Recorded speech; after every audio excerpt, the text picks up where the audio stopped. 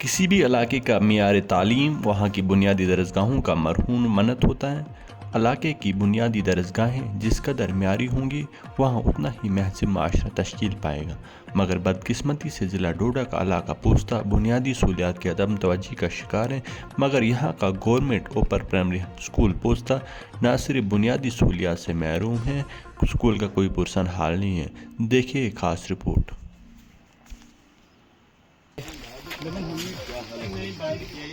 ये बंद करने को रहने दो। मैं कहता हूँ कि मतलब जेडीओ साहब को इस पे सोचना चाहिए। हमारे जेडीओ सो चुके हैं तभी हमें हमारी आंखों में फिर गुस्सा भी आता है। हमें गुस्सा भी इसी बात पे आता है क्योंकि हर जगह हम गए हमारे जेडीओ सो चुके हैं। फिर कहते हैं जेडीओ किसने भेजा आपको वीडियो बनाने। बच्चों ने इसमें कदम रखा भी नहीं है और कितनी गवर्नमेंट की प्रॉपर्टी बर्बाद हो रही है और हम नौजवानों की, बच्चों की। ये हमारी प्रॉपर्टी थी, आप देख सकते हैं। यहाँ से क्रैकेज देखो, जिन भी कॉन्ट्रैक्टरों ने ये काम लिया होगा, ये देखो अभी तक अगर बिल्डिंग बनती है तो बच्चे उसमें पढ़ेंगे नहीं तो फायदा क्या। ऐसे बिल्डिंग बना के फायदा क्या। अगर यहाँ पर देखो हालत इसकी देखो। अब ये जो लोहा है, टीन शीट है, इसमें जितना खर्चा आया है वो तो हम लोगों का ही खून पसीना है।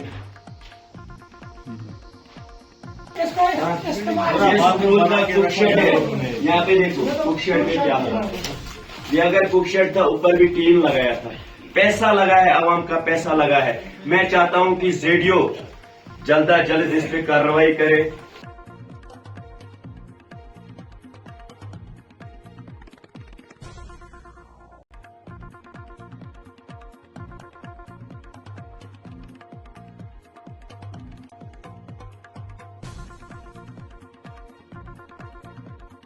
क्योंकि अगर नहीं करते हैं तो बहुत बुरा होगा। आवाम जाग चुकी है, हर जगह से आवाम जाग चुकी है। हमें पता नहीं था इतनी खस्ता हालत है यहाँ पे स्कूल की। अगर यहाँ पे बिल्डिंग बनी है स्कूल की, ये इनके बाप दादाओं का पैसा नहीं था, ये गरीब आवाम का पैसा था। अगर जेडीओ कभी यहाँ पे जेडीओ आया इस बिल्डिंग को देखने, कोई स्कूल डिपार्टमेंट की तरफ से कोई आया तो क्या हम लोगों को भेड़ बकरियां समझ के रखा है इन लोगों ने। भेड़ बकरियां समझ के रखा है इन लोगों ने। जिस तरह ये काम करेंगे हम चलाते जाएंगे, लेकिन ऐसा नहीं होगा।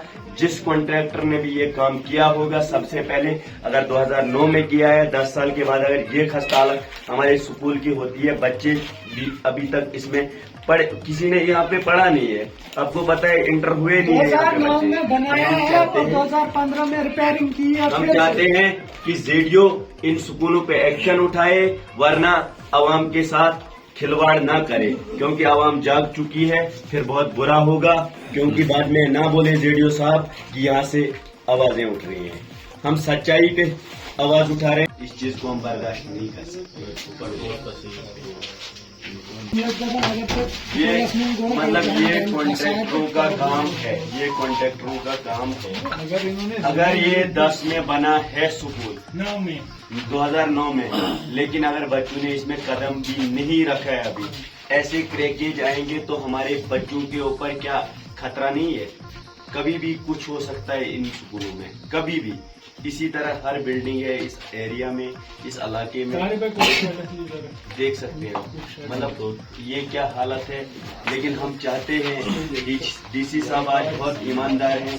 इन्हीं चीजों पे हमें फोकस करना है, इन्हीं चीजों पे हमें लड़ना है और देखना है। इन्हीं चीजों को हमने एक्सपोज करना है कि कहाँ पे क्या हुआ है। तभी जाके इलाके सुधर सकते हैं और हर डिपार्टमेंट सुधर सकता है। हमारे टीचर आएंगे, लेकिन अगर कभी भी ये बिल्डिंग गिर सकती है, हमारे बच्चों का नुकसान होगा, वहाँ पे हमारा नुकसान होगा, हम मतलब आम आदमी का नुकसान होगा। इनका कौन सा नुकसान होगा। कॉन्ट्रैक्टर तो स्कूल बना के निकल गया, अपनी पेमेंट ले गया, लेकिन बाद में अगर खतरा है हम लोगों के ऊपर है। हम चाहते हैं डीसी साहब इस पे कार्रवाई करें, जल्द से जल्द इस पे कार्रवाई करें। अगर 30 या 40 लाख रुपए जाया हुआ है इस स्कूल के पीछे, बच्चों ने कदम रखा नहीं है, इसमें लोहा भी इस्तेमाल हुआ है, सीमेंट भी इस्तेमाल हुआ, सब कुछ इस्तेमाल हुआ, लेकिन गलत इस्तेमाल हुआ, उनने ढंग से लगाया नहीं। अब देख सकते हैं इतने बड़े बड़े क्रैकेज अगर एक स्कूल में आते हैं तो जो हाथ से हिलेगी दीवार। अब बताओ, यहाँ पर बर्फ वाला एरिया है, कभी भी बर्फ भी पड़ सकती है, स्कूल पूरा गिर भी सकता है, हमारे बच्चे अंदर भी हो सकते हैं, ये बात भी है। हम चाहते हैं इस पे कार्रवाई हो, जल्द कार्रवाई हो। में हम आए थे, यहाँ पे प्रोग्राम था, लेकिन जब यहाँ के हमने नौजवान देखे, बच्चे देखे, लोग देखे, अफसोस हुआ, दुख का मकाम है। यहाँ पे आपने देखा गवर्नमेंट प्रॉपर्टी को किस तरह से क्या हालत है, किस तरह से लूटा गया है। आपने देखा नीचे जो बिल्डिंग बनी है शायद 2009-10 में बनी है ये बिल्डिंग, लेकिन ऐसा लगता है ये 2000 से पहले बनी है। कॉन्ट्रैक्टर की भी गलती है, अवाम के भी इसमें थोड़ा सा मैं कहूँगा रोल है। उसके बाद आपने देखा यहाँ पे कुक शेड की क्या हालत है। जिस तरह से हमारी अवाम के साथ बात हुई, उन्होंने यही कहा यहाँ पे जो ज़मीन दी गई थी वो पूरी यहाँ पे पूरी स्कूल के लिए नहीं अवेलेबल हुई है।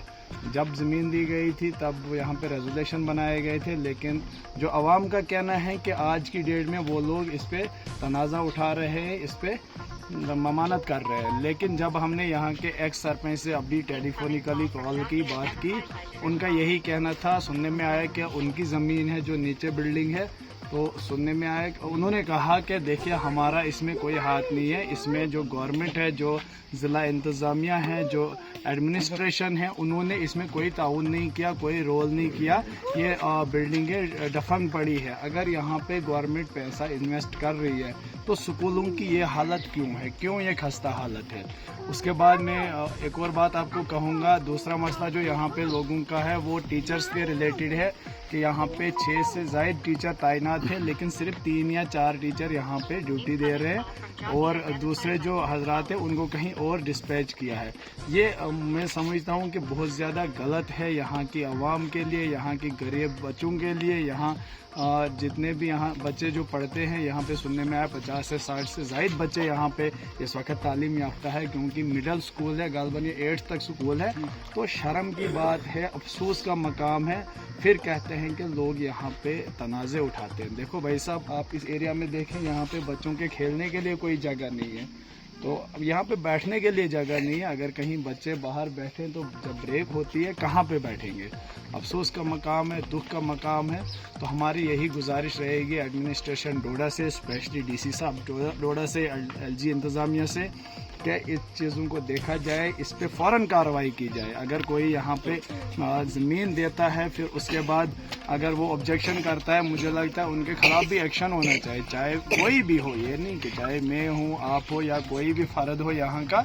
तो देखिए, ये गवर्नमेंट बिल्डिंग है, ये हमारी प्रॉपर्टी है, हर एक की प्रॉपर्टी है, यहाँ के लोगों की प्रॉपर्टी है, यहाँ का मुस्तकबिल है ये। क्योंकि एजुकेशन ही एक ऐसा ज़रिया है जहाँ से आपके IAS निकलते हैं, जहाँ से आपके KS ऑफिसर निकलते हैं।